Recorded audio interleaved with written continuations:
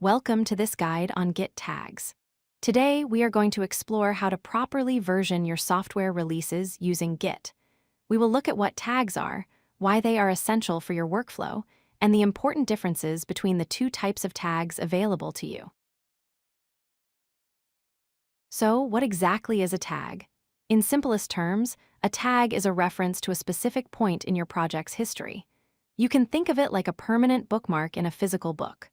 While branches change and move forward as you add commits, a tag stays fixed at one specific commit, capturing the exact state of your code at that moment. Why should you bother using them? First, they are perfect for marking release versions, like version 1.0. Second, they make rollbacks easy because you can instantly return to a known stable state.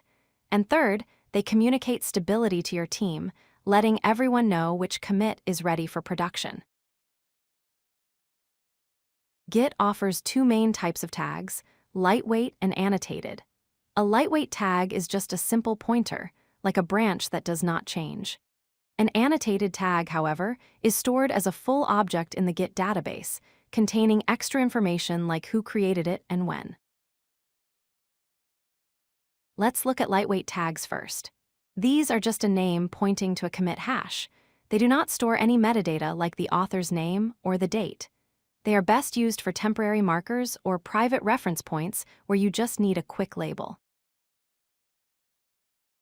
On the other hand, annotated tags are recommended for all public releases. They store a full history, including the tagger's name, email, date, and a tagging message. They also contain a checksum for the tag object itself, ensuring the integrity of your release history.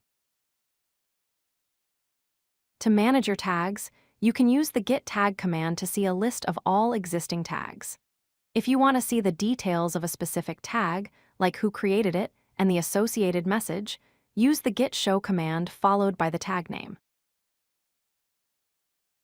If you need to remove a tag, you can delete it locally using the -d flag. If you have already pushed that tag to a remote server, you will need to delete it there, as well using the push command with the delete flag. Be careful when deleting tags that others might rely on. To wrap up, here are some best practices. Use annotated tags for your official releases so you have a permanent record of who released it and when. Save lightweight tags for your own private use or temporary testing markers where that extra metadata isn't necessary.